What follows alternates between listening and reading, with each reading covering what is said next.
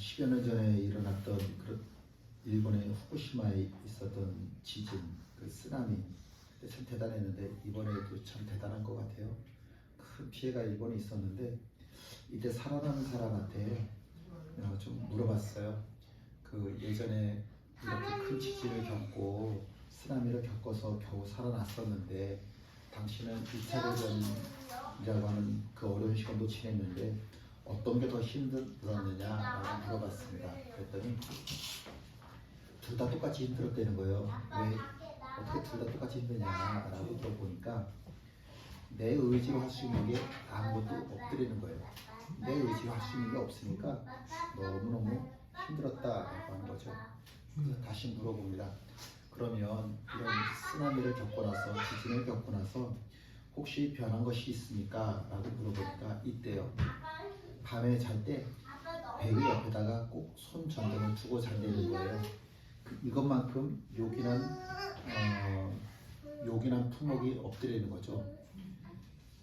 자기 보물이 두 가지가 더 있고 손전등이 첫 번째 보물이 있고 그리고 두 번째 보물이 있는데 볼까요? 담배예요, 담배. 그 세 번째는 라이터. 담배가 있어야 되니까 라이터가 있어야 되겠죠. 그 세 가지가 자기 인생의 보물이라는 거예요. 물론 우스갯소리죠. 우스갯소리인데 가만히 그 말을 이렇게 되짚어 보니까 그래 그 말이 맞다라고 하는 생각이 듭니다. 왜냐하면 지진이 일어나는데 쓰나미가 몰려오는데 아 우리 집 금고 내가 들고 나가야지 그거 생각하고 있다가는 지진 때문에 쓰나미 때문에 다 죽고 말 거예요. 아무것도 이 세상 살아가면서 그렇게 내 목숨보다 더 값진 거 이 세상에 없더라. 그런 이야기를 하는 거죠. 그런 이야기죠. 제1차 예루살렘 공의회가 열렸습니다. 그 주제는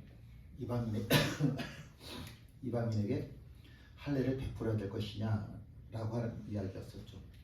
많은 경론이 오고 간 후에 베드로가 일어나서 나를 통해서도 하나님께서 이방인에게 구원받게 하셨잖냐라고 하는 이야기를 쭉 설명을 하니까 그렇게 경론이 오고 가던 사람들이 일순간에 물기 얹은 조용해졌습니다. 그리고 그래 그러면 이제 말하다가 말이 끊겼던 저 사도 바울의 이야기를 우리 다시 한번 들어봅시다 라고 이야기를 합니다. 그래서 사도 바울이 일어나서 이야기를 합니다. 자기가 어떤 과정을 겪었었는지 이야기를 하게 되는 거죠. 맨 처음 안디옥 교회에서 파송을 받아서 구브로 섬으로 가게 되죠. 그 구브로 섬에 갔더니 거기에 총독이 당신이 전하는 복음을 내가 좀 듣고 싶습니다 라고 이야기를 해서 복음을 전했어요. 그랬더니 이게 하나님이시군요. 하나님의 말씀이라고 하는 게 이런 거군요. 너무 이렇게 좋게 받아들이는 거예요. 그랬더니 그 총독 옆에는 늘 마술사들이 한 사람씩 있거든요. 그 마술사가 그까짓 것진 말이야 그러면서 막 하나님의 말씀을 배방하는 거예요. 그때 하나님께서 이 사람의 눈을 멀게 하셨고 그리고 다시 하나님께서 밝히 눈을 뜰 수 있게 해주셨습니다. 그 일을 겪고 나서 이 구브로 섬에 굉장히 많은 복음의 능력이 나타나게 되지요. 그리고 나서 구브로 섬에서 여기 버가라고 하는 곳으로 가게 됩니다. 그 버가라고 하는 곳에 갈 때는 이전에는 안디옥 교회 바나바가 담임 목사님이시니까 선교팀에도 담임 목사님이었지만 이 구브로 섬에서 떠날 때부터는 사도 바울이 선교팀의 리더가 되는 거죠. 그러니까 이 사도 바울이 구브로 섬을 떠나면서 버가라고 하는 곳으로 갈 때 많은 기대를 했을 거예요. 야 그래 나도 한번 큰일 한번 해보자. 아마 대단히 여러 가지 계획들 야망들 이런 것들이 있었을 텐데 웬걸 도착하자마자 풍토병에 걸리죠. 근데 이게 너무 심각해서 이 바울의 생명이 오고 가는 그런 생사를 오고 가는 상황까지 놓였는데 그럼에도 불구하고 타우루스 산맥을 넘어서 저 이고니온이라고 하는 곳으로 비시디 안디옥이라고 하는 곳까지 올라가지요. 그리고 그곳에서 정말 죽어가는 자의 모습인데도 불구하고 그런 상황인데도 불구하고 복음을 전했고 그 자리에서 하나님의 역사가 일어나게 됩니다. 그러나 그곳에 있는 사람들이 쫓아내서 어쩔 수 없이 남쪽으로 산 30개나 넘어서 180km나 떨어져 있는 이고니온이라고 하는 곳으로 도망을 가죠. 쫓겨가는 거예요. 근데 거기서도 또 유대인들이 핍박을 하게 돼서 어쩔 수 없이 이번에 또 더베라고 하는 곳으로 루스드라라고 하는 곳으로 가게 되죠. 루스드라에서 또 더베라고 하는 곳으로 가게 되죠. 그렇게 쫓겨가는데 우리가 볼 때는 인간적으로 볼 때는 쫓겨간 것으로만 우리가 볼 수가 있는데 그런데 사도 바울의 이야기는 그런 게 아니죠. 내가 쫓겨났지만 그럼에도 불구하고 내가 복음을 전했던 더베, 루스드라, 안디옥 이 모든 것을 나는 포기하지 않았고 내가 죽을 지경이었지만 하나님께서 나를 다시 살리셨고 나는 다시 그곳에 가서 복음을 전하여서 그래서 하나님 앞에서 복음의 열매를 이렇게 맺었다. 그런 이야기들을 예루살렘에 모여있는 사람들에게 쭉 전했습니다. 이야기를 다 듣고 나니까 사람들의 이야기는 뭐냐면 사도 바울은 보이지를 않고 사도 바울을 통해서 일하셨던 하나님, 그래 이것은 하나님의 이야기구나 라고 다들 인정하게 되었습니다. 이제 더 이상 사도 바울의 이야기에 반박하는 사람이 없었습니다. 함께 있습니다. 말을 마치매 야고보가 대답하여 이르되 형제들아 내 말을 들으라. 갑자기 야고보라고 하는 사람이 등장을 했습니다. 예루살렘 교회 지도자는 베드로가 아니에요. 사실은 누구였냐면 야고보입니다. 야고보. 이 야고보는 어떤 사람이냐면 예수님의 친동생입니다. 그 사람이 야고보예요. 그 사람이 수제자 베드로도 아니고 예수님이 그토록 사랑했던 제자 요한도 아니고 예수님의 친동생 야고보가 예루살렘 교회의 지도자가 되었던 겁니다. 세상 사람들이 보기에 예수님은 늘 놀림의 대상입니다. 왜 놀림의 대상이 됐을까요? 아버지 없이 태어났다는 거예요. 아버지 없이 태어났다. 사생아라고 그러죠. 그 말은 또 이런 뜻이죠. 마리아가 품행이 단정치 못해서 낳은 아들이야. 이렇게 되는 겁니다. 그런 집에 태어난 야고보라고 하는 사람의 삶은 어땠을까요? 야고보의 삶. 행복했을까요? 남의 말을 하기 좋아하는 사람들한테 예수님 그리고 그의 동생들은 늘 입방아 짓기에 좋은 아주 좋은 화제거리였었습니다.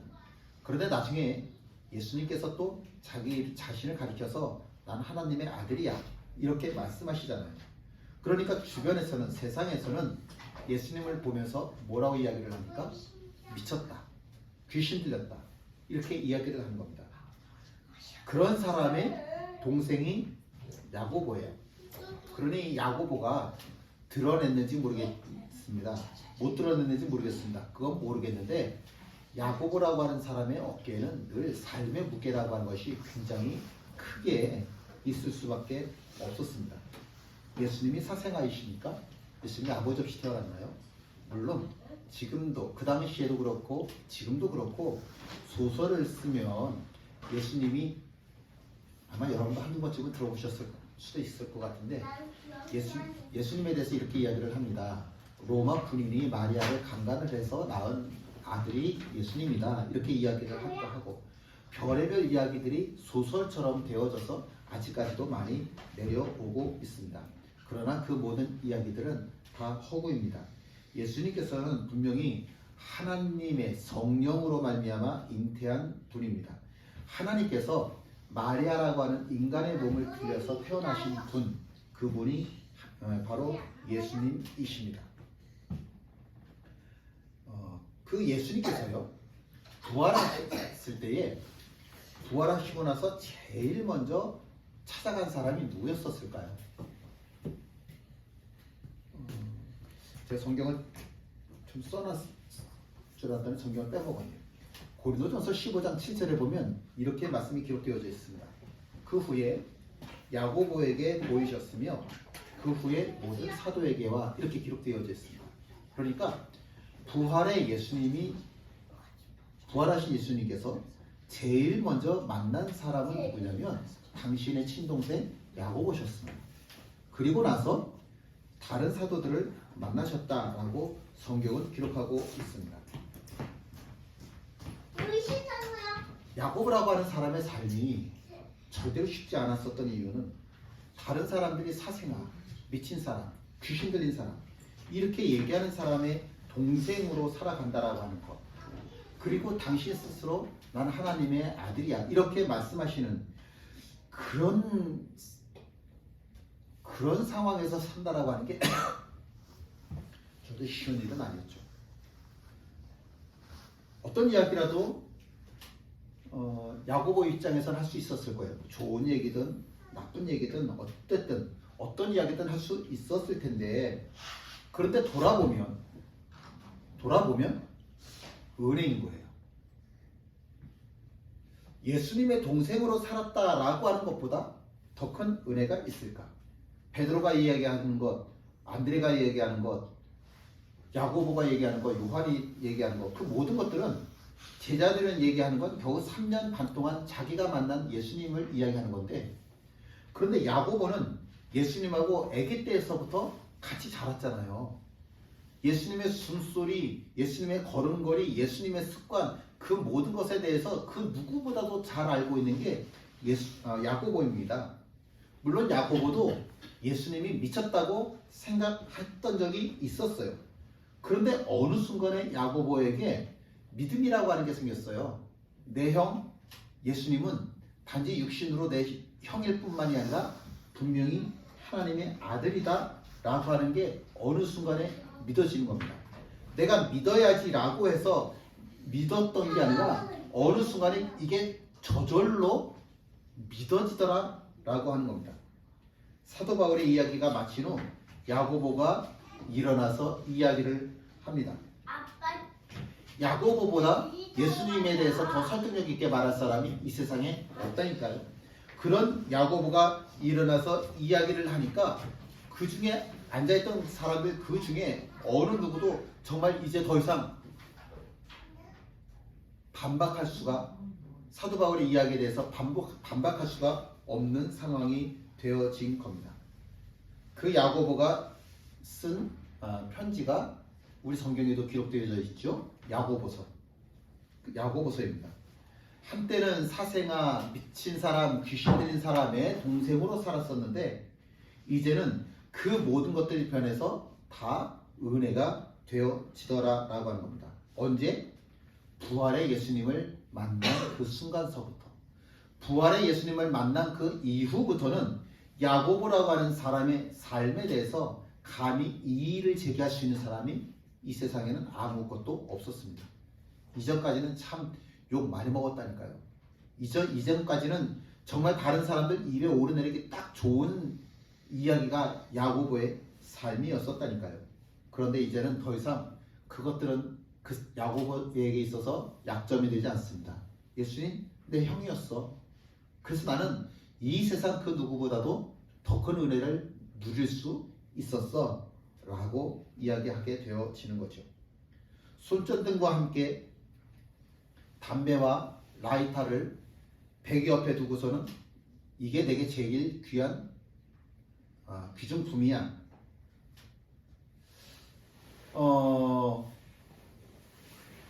정말 그게 인생에 있어서 가장 큰 귀중품일까? 베개 옆에 내 예금 통장 아니면 금송아지 하나 갖다 놓으면 그게 정말로 내 삶 속에 있어서 가장 큰 귀중품이 되어지는 걸까?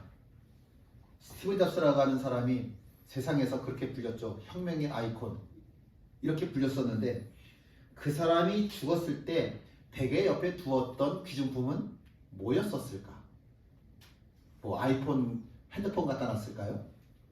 뭐 컴퓨터 갖다 놨을까요? 무엇을 자기 인생의 귀중품이라 여겼었을까요? 배우 이성균 씨가 죽었어요. 스스로 자기 목숨을 끊었는데 마약증이라고 하는 오명을 뒤집어 썼잖아요. 그게 사실이든 아니든 뭐 우리는 알 수는 없지만 어쨌든 그런 오명을 뒤집어 쓰고 그 사람이 자살을 했어요. 자기 힘으로는 이 모든 상황을 이길 수 있는 방법이 없다는 거죠. 그래서 내가 할 수 있는 게 뭘까? 내가 스스로 목숨을 끊어야겠다라고 생각해서 자살을 선택했습니다. 영화계에서는 상당한 성과를 이뤘죠. 기생충이라고 하는 영화 때문에 세계인들이 굉장히 잘 아는 유명한 사람 이선균이죠. 그런데 다 신기를 해요. 꿈 같아요. 깨어보니 아무것도 없더라고요. 내가 이전에 누렸던 그 모든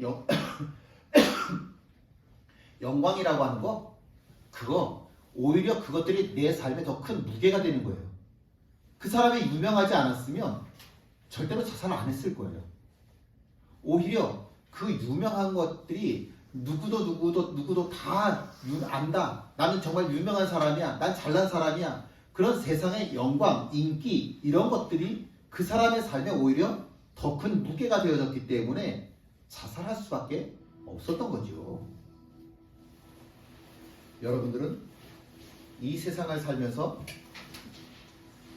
무엇을 귀중품이라고 생각하십니까? 담배, 라이터, 그걸 인생의 보물이라 여겨서 베개 앞에 둔다. 에휴, 참, 어떻게 그게 보물이야? 그런데 내가 귀중품이라고 여기는 그것이 내가 2024년도를 시작하면서 올해 꼭 이루고 싶다라고 목표하고 있는 그것이 어쩌면 담배, 라이터처럼 정말 별 볼일 없는 그런 것들은 아닐까요? 그런 것들이 아니었으면 정말 좋겠습니다. 참된 권위는, 참된 영광은, 영원한 영광은 세상의 금은보화로부터 오지 않습니다. 오직 길이요 진리요 생명이신 예수님께로부터 우리에게 오는 것입니다. 그 예수님께서 우리에게 오시는 거예요.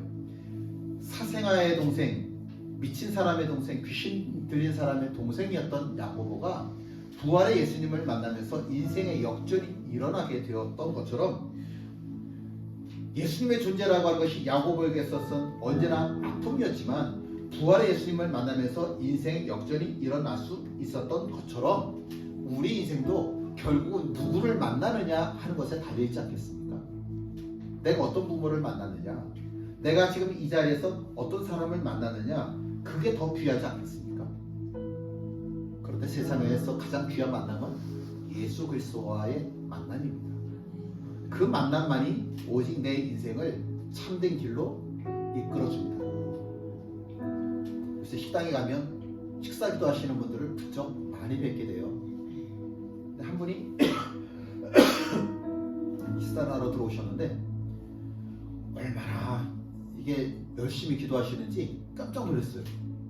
혼자 오셨어요. 다른 분들하고 아니고 혼자 오셔서 식사를 하시는데 제가 고민이 되는 거예요. 야, 내가 저분 식사비를 내드리고 싶은데 혹시 신뢰가 되진 않을까? 근데 너무 내드리고 싶어갖고 내드리고 싶다. 그냥 그렇게 생각만 하다가 이렇게 말아버렸습니다.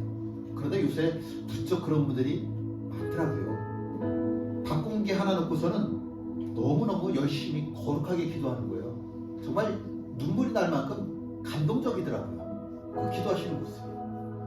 그 자체만으로도 내가 하나님의 사람으로 이 땅을 살아간다라고 하는 결단이 되어지는 그런 모습들 아니겠습니까? 예수님의 말씀대로 하나님의 사람으로 살아간다라고 하는 것은 우리에게 있어서는 큰 고통이 될 수도 있을 겁니다. 새해면 우리가 결단하잖아요. 내가 올 한 해는 꼭 성경 일독 한번 해볼 거야. 그런 결심들 하셨죠? 근데 작심삼일일 때가 많잖아요. 내가 올해는 꼭 전도할 거야. 저도 지금 전도하고 싶은 사람 이름이 있어요. 이명애라고 하는 분인데 교회 다니다가 안 다니시는 분이래요. 제가 그분 꼭 좀 전도 좀 하고 싶어요. 제가 기도하고 있습니다. 혹시 기억나시면 같이 기도 좀 해주세요. 저도 전도하고 싶어요. 같은 마음이시죠? 나는 올해 한번 이렇게 살아보고 싶어. 난 저렇게 살아보고 싶어. 또 어떤 분이 또 그래요. 나는 결심해도 작심삼일이더라고. 그래서 결심을 안 하더라고. 근데 아무것도 결단하지 못한 3일보다는 3일 동안은 결단했다라고 하는 이 사실이 더 중요하지 않겠습니까? 내가 3일 동안 아무것도 안 한 사람이기보다는 그래도 하나님의 사람으로 살아보겠다고 내가 작심 3일이라도 해보는 것이 훨씬 더 가치죠. 또 그 그렇게 살다가 잊고 살다가 자신 삶에 또 한 번 하면 되죠. 뭐 그래, 아우 내가 새해에는 한번 성경 일독하겠다고 결심했었는데 내가 잊어버렸네. 다시 한번 시작해봐야지. 또 다시 시작하면 어떻겠어요? 그게 얼마나 예뻐요. 하나님께서도 보시면서 참 예쁘다고 하겠지요. 올해는 어떤 기도 제목들을 갖고 계시나요? 참 많이 궁금합니다. 그 모든 갖고 계신 기도 제목들이 올해 2024년도에는 하나님의 이름으로 은혜 안에서 하나님 안에서 모든 것들이 형통하게 이루어지기를 주님의 이름으로 축원합니다. 함께 나누셔서 찬송하시고